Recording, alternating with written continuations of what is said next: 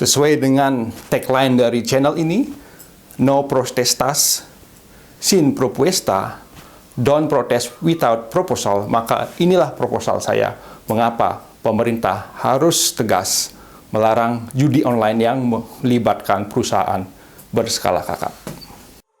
I have a dream, that's all I need. I'll make it happen with some work and belief.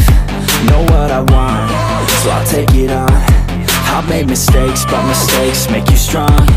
Let's break it down for a minute. I want the crown, I'm gon' get it. You hear me loud, man, I'm winning. Yeah, Charlie Sheen will be grinning. These ladies know that I'm sinning, and this is just the beginning. I'm closing in the ninth inning. There ain't no point in resisting. Welcome back to my channel, guys. Di video kali ini, saya akan berbicara tentang judi online atau online gambling dan bagaimana pemerintah seharusnya berani dengan tegas melarang aktivitas ini, khususnya yang melibatkan operator berskala kakap. Mungkin ada yang bertanya, loh, mengapa judi online atau online gambling? Kan sudah jelas itu dilarang di Indonesia. Oke, menurut hukum positif di Indonesia atau Ius Constitutum, pasal 303 KUHP dan pasal 27 Undang-Undang Nomor 19 Tahun 2016 tentang Informasi dan Transaksi Elektronik, jelas kedua hukum itu menyatakan bahwa judi, termasuk judi online, adalah perbuatan yang dilarang di Indonesia. Perbuatan tersebut merupakan perbuatan yang dilarang di Indonesia, tetapi berdasarkan prinsip teritorialitas, maka hukum di Indonesia berlaku untuk penduduk di Indonesia di sepanjang wilayah Indonesia.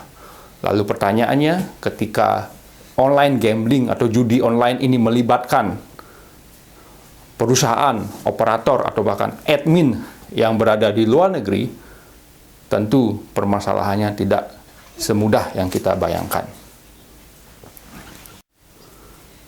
Aktivitas bisnis online gambling ini merupakan salah satu aktivitas bisnis yang paling menguntungkan di seluruh dunia. Cara paling mudah untuk mengenali eksistensi mereka itu adalah dengan melihat, kalau kita terbiasa menyaksikan pertandingan sepak bola Liga Inggris, beberapa operator atau perusahaan online gambling itu menjadi sponsor utama klub-klub English Premier League. Kemudian, uniknya di tahun 2020, terdapat pula satu tim Liga 1 Indonesia yang menggunakan perusahaan online gambling sebagai sponsor utamanya. Dengan melihat besarnya, atau bisa dikatakan bahwa mereka-mereka ini adalah super big fish, maka terkesan bahwa pemerintah melakukan pembiaran atau tidak tegas dalam menindak judi online atau online gambling yang melibatkan perusahaan berskala besar ini. Kebetulan tesis saya ketika menyelesaikan studi di Washington Law School itu berbicara tentang ini.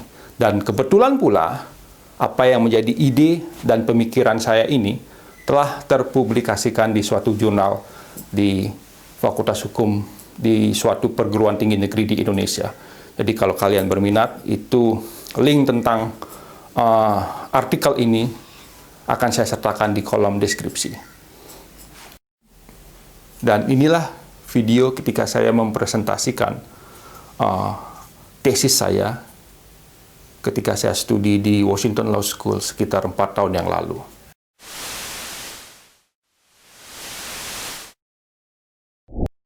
Now I'm presenting my report. It has titled Public Moral as Justification for Prohibiting Cross-Border Gambling Service in Indonesia. Written from WTO US Gambling Case.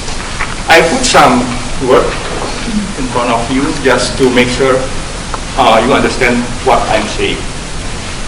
There are several problems from my title. First, under the WTO, each member must establish liberalization commitment that consists list of services that can be open or closed for foreigner. However, Indonesia commitment is right. Make the gambling service has been rampant, and the presence of cross-border gambling service create some detrimental effects. In WTO U.S. gambling case, U.S. prohibit cross-border gambling because it is necessary to protect public morale. My thesis statement is that by lesson learned from WTO U.S. gambling case, I want to explore the way in which Indonesia can also justify prohibiting cross-border gambling service. The reason why I choose U.S.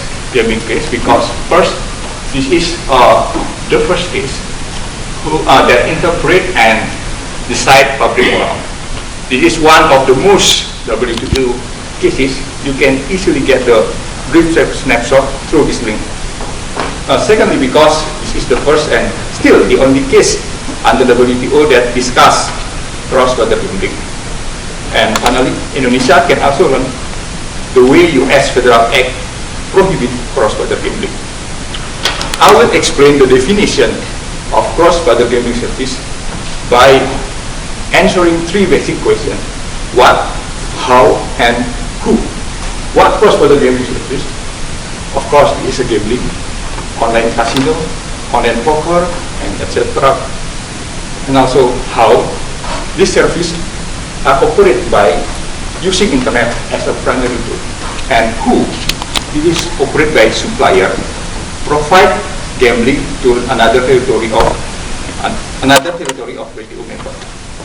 I can show you the example of cross-border gambling service company because cross-border gambling is the most profitable internet business around the world, and some of company become a sponsor of very huge soccer club. Yeah, so you can imagine how profitable they are. Okay, there are some detrimental effects of cross-border gambling, but in my report I just mentioned two main reasons. First, because of money laundering. Why? Because in cross-border gambling service, usually they use method of payment e-cash and in technology inscription that make all transactions completely anonymous. You can see from this link the way e-cash works.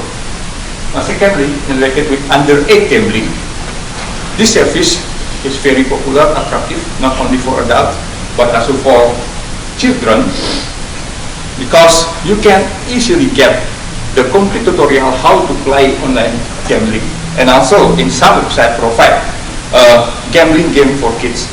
Secondly, because it's internet, so 24 hours available all day all night, unlimited time of operation.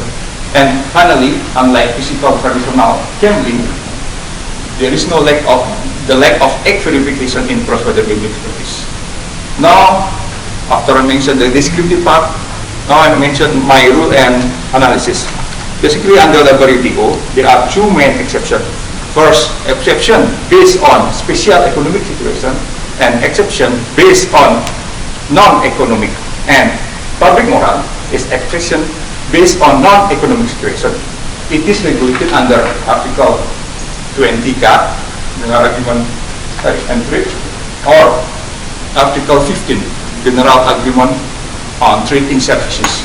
Basically, under those two articles, each member of WTO can impose a measure that contradict to the WTO provision if it is necessary to protect public moral, as long as it applies in non-discriminatory basis.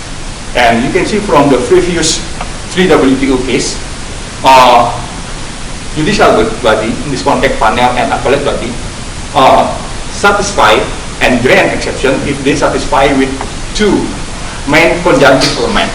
First is if measure is necessary, and secondly if the measure is applied based on non-discriminatory basis. In U.S. gambling, this case was very interesting. One of the most popular WTO case is not only because U.S. was defeated by Antigua tiny country in the Caribbean. And the case starts when the US, through the implementation of 3 federal acts, Wire Act, Travel Act, and Illegal Gambling Business Act, prohibit cross-border gambling service. Why? Because US argue that there are some detrimental effect of cross-border gaming service. They can incur of some money laundering, public health, fraud, and also underage gambling. In the other hand, Antigua complained to the WTO because Antigua think that US violate commitment under the WTO because basically US open market for gambling but prohibited. The another factor because the prohibition from the US significantly impact the economic of Antigua because in Antigua 75% income come from gambling service and the consumer from cross-border gambling service at that time 65% come from America. And in the dispute process, the panel and appellate body basically agree that the prohibition was necessary because they agree that the protection from the negative impact of cross-border gambling service is protect the basic interest of American people. Furthermore, because also the protection serves societal interests that are vital and important in the highest degree. Moreover, Antigua as a complaining party failed to provide reasonable, available alternative measure. Despite the fact that the prohibition was necessary, both panel and appellate body eventually decide that the prohibition was illegal. Why? Because it was unjustifiable discrimination. Why? Because US prohibited all foreign suppliers, but they allow the operation of local supplier in gambling. In this context, in horse racing. In the situation of Indonesia, the prohibition of Indonesia also necessary because it of course is protect the basic interest of Indonesia community, and then the protection from the negative impact of cross-border gambling serves societal interests that are vital and important in the highest degree. And of course, there is no reasonable available alternative besides prohibition. If Indonesia want to prohibit, if Indonesia want just to restriction, to make restriction, it means legalize. We had experience to liberalize gambling and it didn't work at all. And unlike US, if US classified as a unjustifiable discrimination, the prohibition of Indonesia would not be unjustifiable because Indonesia government, in this context police, has tried to embattle local gambling website, although it hasn't been effective yet.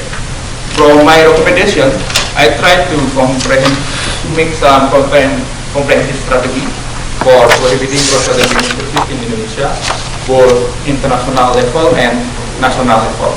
In international level, the first thing to do is how Indonesia should modify the commitment by expressly excluding the cross-border gambling. Indonesia can learn from Malaysia and Thailand that expressly prohibited cross-border gambling, and also Indonesia should conduct negotiation and consultation to make sure and to anticipate if the prohibition would fall in arbitrary or unjustifiable.